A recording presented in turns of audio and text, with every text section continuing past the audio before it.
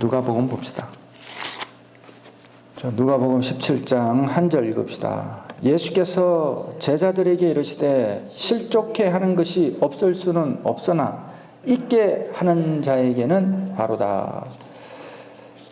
이 실족게 한다. 실족이라는 것은 발을 헛디뎌서 미끄러진다, 넘어진다, 올무에 빠진다 이런 뜻도 있고, 스칸달리조라는 말은 하나님을 올바로 보는 그 모든 관점들에 있어서 이거를 비껴가게 하거나 또 죄를 범하게 하는 이런 모든 일들이 다 이 스캔달이란 뜻에 있어요. 실족.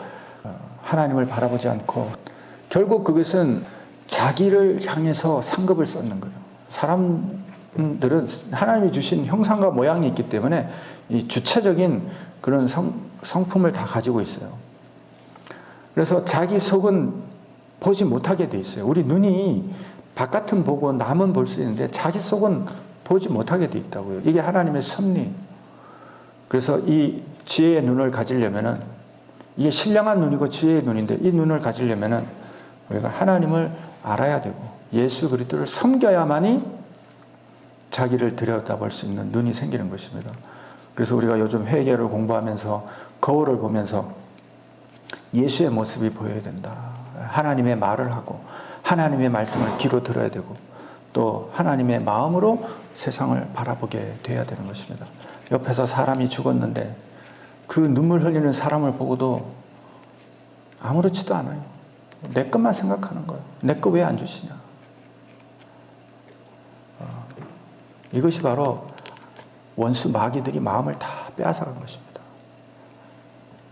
아이가 가다가 앞에 자빠졌는데 그 아이를 보고 달려가서 일으켜주는 게 하나님이 주신 우리 인간의 아주 기본적인 성품이에요. 이건 그냥 동물적인 성품이에요. 이걸 옛날 사람들은 측은지심이라 그러는데 사랑하는 마음이에요. 사랑하는 마음, 사랑의 마음, 자식 사랑하는 마음, 남의 자식 사랑하는 마음, 이 하나님이 다 주신 건데 지금 시대를 보면은 너무너무 끔찍해요. 자기 자식을 죽이질 않나, 뭐 죽여도 끔찍한 일을 행하고, 이런 것들을 보면서 우리가 경계의 거울로 삼아야 되고, 저 모습이 이 시대를 살아가는 내 죄구나, 내 죄구나, 이렇게 우리가 자각하게 되기를 바랍니다. 요즘 이렇게 뉴스를 보면 너무 답답한 일이 많아서 안타깝지만은, 그러나 이것이 바로 사람의 죄악된 모습이다. 이런 것들을 우리가 깨달아야 되는 것입니다. 그래서 저 죄가 내 죄인데 우리 죄를 자복하고 예수의 이름에 더 의지하는 저와 여러분이 되어야 되는 것입니다.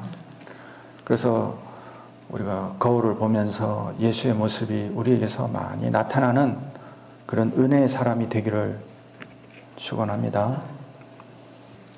예수의 형상과 모양을 담는 데 있어서 비켜가게 하는 것, 이 모든 것들이 다 실족하게 하는 것입니다. 예수님은 사람으로 오셨어요. 그 일을 위해서 사람으로 오신 거예요. 그리고 예수님의 먹고 마시고 생각하고 또 예수님의 하시는 말씀, 걸음 한 걸음 한 걸음, 이 모든 것들이 바로 우리 영혼의 거울인 것입니다. 그게 바로 우리 영혼의 거울이에요.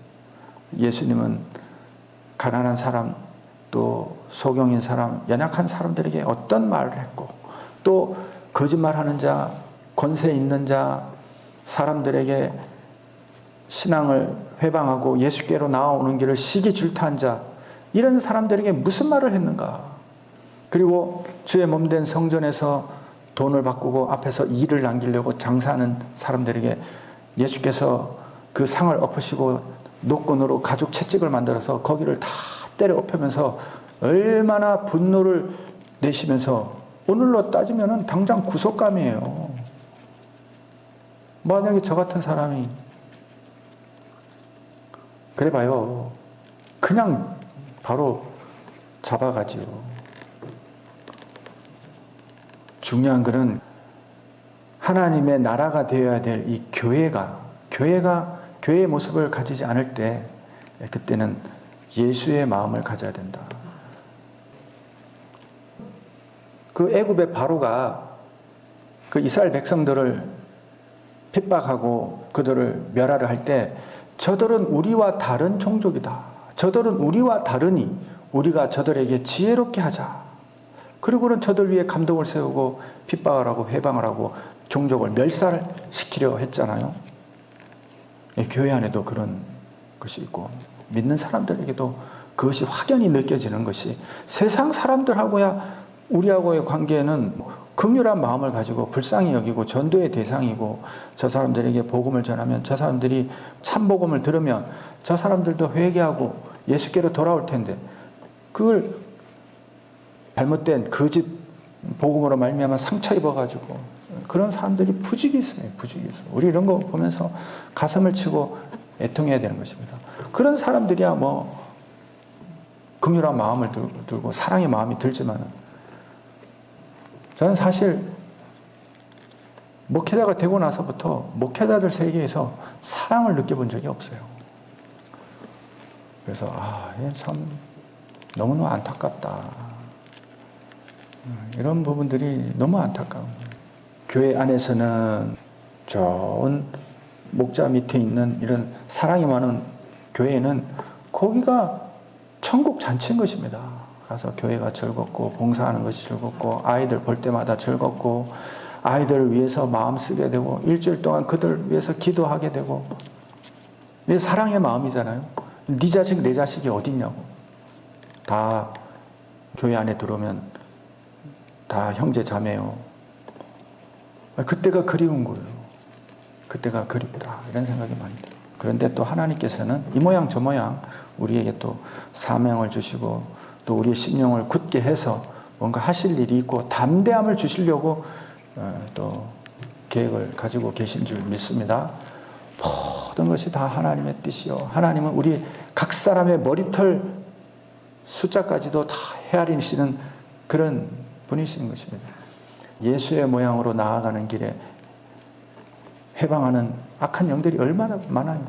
마귀의 시험은 한 번만 있는 게 아니에요. 시마다 때마다 또 점점 그 시험이 강도가 강해져요. 그리고 마귀의 최종 힘은 사망 권세이기 때문에 우리가 이렇게 세상에서 받는 이런 시험은 사실 마귀 입장에서는 그냥 뭐 우습죠. 마귀의 눈을 보면 마지막 때에 추풍 낙엽 떨어지듯이 다 떨어질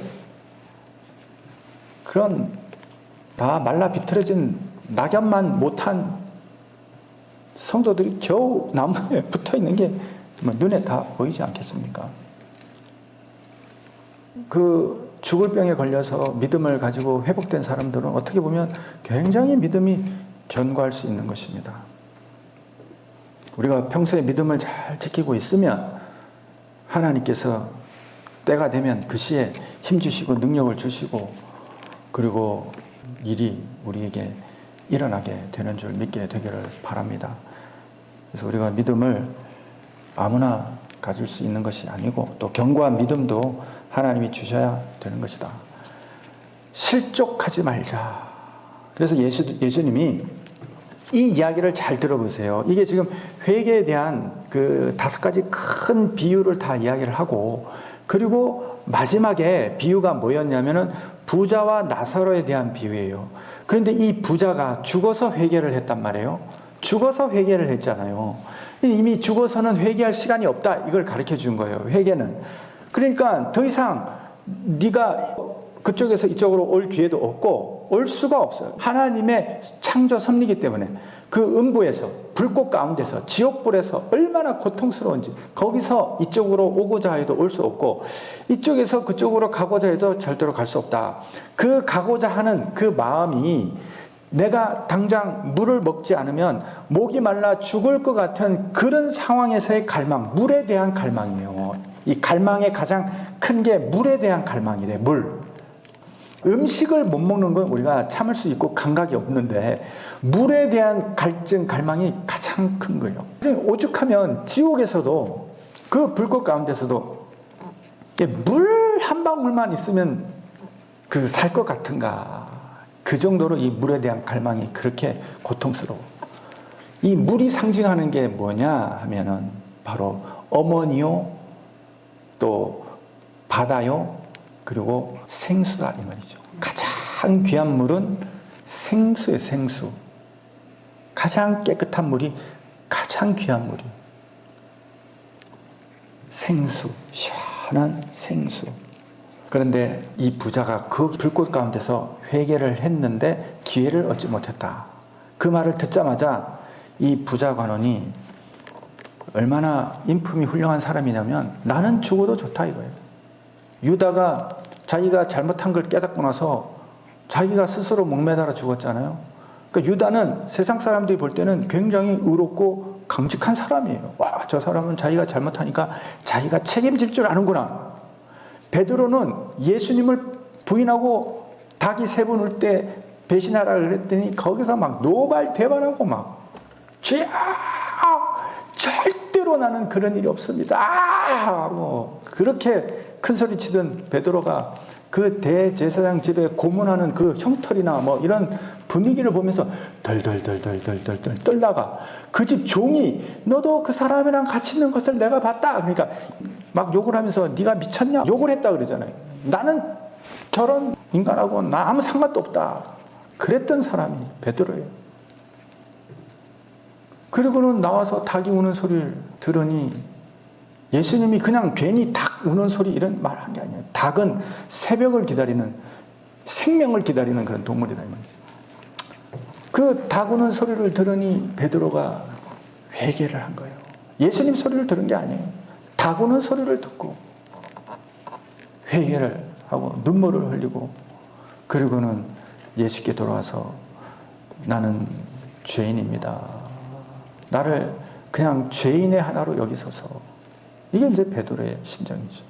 그래서 엄밀히 보면 예수 그리스도냐, 내 속에 있는 이 자존심이냐, 이것과의 전쟁인 것 같아요. 믿음이라는 게. 그래서 목회자가 되려면 최소한 자기가 완전히 부셔져야 되는 것입니다. 완전히 부셔져야 남을 고면할 수도 있고 본을 보이는 것입니다. 중요한 것은 뭐냐면 우리가 예수 그리스도를 믿고 예수와 같이 되는 삶을 사는 것입니다. 그래서 구원을 얻는 것이 중요한 것이지 아무리 많은 지식을 쌓고 그래 봐야 결국 마귀의 종 노릇밖에 안 되는 것입니다. 결국 그가 사망 권세 앞에서 만약에 태연하게 사망 권세를 받아들였다. 그럼 무엇이 유익하냐 이 말이죠. 다른 사람을 구하기 위해서 몸을 던져 사람을 구하고 자기는 죽었단 말이에요. 근데 그 사람이 예수 그리스도를 믿는 그 사랑의 마음으로 그 일을 행했다면은 하늘의 천사들이 즉시 와서 저를 영접하겠지만 예수 그리스도의 복음을 거절하고 자기 의를 위해서 다른 사람의 목숨을 구하고 자기 영혼을 희생시켰다면은 주님이 말하기를 천하를 얻고도 영혼을 잃어버리면 무엇이 유익하냐 이렇게 되는 것입니다. 그래서 이 실족이라는 이 말이 아주 깊은 의미가 있는 것은 바로 살아서 이 부자와 같이 좋은 것을 누리고 사람들에게 칭찬받고 칭송받고 날마다 그 집에서 잔치가 열리는데 이 사람이 자기 돈으로 한 잔치가 아니에요. 이쪽에서 초청하고 저쪽에서도 초청하는 거예요. 그런데 이 부자가 그 물 한 방울도 그 가람도 적시지 못하는 그 음부에서 그가 자기 형제를 생각했다. 대단하잖아요. 그래서 자기 형제를 위해서 나사로를 보내주세요. 아브라함이 거절을 했단 말이에요. 이미 모세와 하나님의 말씀이 있으니 그에게 들어라. 아닙니다. 아닙니다. 그 음부에서도 그 아브라함을 보고 가르치잖아요. 놀랍지 않아요? 죽어서도 가르쳐. 판단하고. 이게 아주 무서운 것입니다. 그래서 않습니다. 아버지 아브라함이요. 만약에 죽은 자가 살아서 나타나면 저들이 회개하리이다. 저들이 회개할 것입니다. 그런데 아브라함은 말하기를 모세와 선지자들에게 듣지 아니하면 비록 죽은 자 가운데서 살아나서 권할지라도 권함을 받지 못한다. 그랬잖아요. 권함을 받지 못한다. 그럼 여기서 이제 제자들에게 실족케 하는 것이 없을 수는 없으나 있게 하는 자에게는 화로다 그랬으니, 그러면은 지금 실족이란 이 단어가 뭐냐면 아까 말했다시피 예수 그리스도의 복음을 듣는 그 회개하는 일에 회방이 되거나 그것이 수치스럽게 느껴지게 하거나 그 길을 가로막는 것들을 말하는 것입니다. 우리가 예를 들어 이 사회에서 아유 저는 잘못했습니다. 사과를 한다. 반성을 한다. 후회를 한다. 이런 것들은 세상 사람들에게는 손가락질 받을 일이에요. 그래서 어떤 사람들은 자기의 모토가 후회하지 않는 인생이야. 후회하지 않는다. 내가 비록 잘못했어도 뭐 지나간 일이니까 후회하지 않고 다음번엔 잘하겠다. 이런 뜻도 있고, 어떤 기회에 그 시간을 즐긴다. 후회 없이 살겠다. 열심히 살겠다. 이런 뜻도 있고, 뭐 좋은 뜻이지만, 그러니까 후회하는 사람들은 좀 미련해 보이고 바보같이 보이잖아요. 반성하는 사람도 마찬가지고, 그리고 사과하거나 잘못을 시인하는 사람들, 세상 관점에서 보면 못난 이들이나 그런 거 하는 거지 누가 그런 거 하냐 이거죠. 그런데 하나님의 나라 안에서는 그게 아니라는 걸 말하는 거예요. 예수 안에서 예수의 이름으로 우리가 주님을 영접하게 되면 이 세상에 내가 살아왔던 그 발걸음 한 걸음 한 걸음, 내가 말했던 말 한마디 한마디, 내가 관계했던 모든 사람들과의 관계에서 아프게 했던 것, 또 내 욕심을 가지고 사람들을 이렇게 이용했던 것, 이런 모든 것, 우리가 자기를 위해서 살았던 모든 것들이 다 주님 안에서는 회개거리가 되는 것입니다. 세상 사람들한테 할 필요가 없어요. 하나님 앞에, 예수님 앞에 이렇게 회개하면 우리가 신앙생활 하는 동안에 하나님께서 성령의 기름 부음을 부으시고 우리를 더 영적으로 존귀하게 세워주실 줄 믿습니다. 실족이란 말이 이제 한국말로 번역을 하면 발을 헛디뎌서 어디 자빠지거나 떨어졌다 이런 뜻인데, 그 원문으로는 아까 말했다시피 죄를 짓게 하는 모든 일, 올무와 덫에 빠지는 것, 우리 주변에 이런 것들이 굉장히 많이 있다. 그래서 믿음이 견고할 때까지 이 실족하지 않도록 우리는 조심해야 되는 것입니다. 그래서 오늘은 이 한 절만 보면서 실족에 대한 이야기, 그리고 용서와 회개에 대한 이야기, 이것들이 전부 다 겨자씨 한 알 같은 믿음에 대한 이야기, 이런 이야기까지 전부 다 회개와 연결되어 있다. 이 겨자씨 믿음, 우리 생명을 살리는 이 믿음, 이 뽕나무, 이 무화과 나무가 왜 바다에 빠져지게 되는가? 우리 회개하는 그 믿음이 그와 같은 일을 영적 세계에서는 이루고, 내 존재가 뽕나무에 있느냐, 뽕나무와 바다에 있느냐, 하늘나라에 있느냐, 이런 것들을 보라고 말씀하는 것입니다. 그래서 뽕나무는 바다에 빠져라, 무화과 나무는 바다와 같이 멸해지는 그 세상에 빠지게 되는구나. 우리의 믿음이 그런 믿음이 되어야 되는 것입니다. 하나님 아버지 감사합니다. 은혜를 더하여 주셔서 아버지 축복하여 주시옵소서. 감사를 드렸고 예수님의 이름으로 기도합나이다. 아멘. 하늘에 계신 우리 아버지여, 이름이 거룩히 여김을 받으시오며 나라에 임하옵시며 뜻이 하늘에서 이룬 것 같이 땅에서도 이루어지리이다. 오늘날 우리에게 일용할 양식을 주옵시고 우리가 우리에게 죄 지은 자를 사하여 준 것 같이 우리 죄를 사하여 주옵시고 우리를 시험에 들게 마옵시고 다만 악에서 구하옵소서. 대개 나라와 권세와 영광이 아버지께 영원히 쌓나이다. 아멘.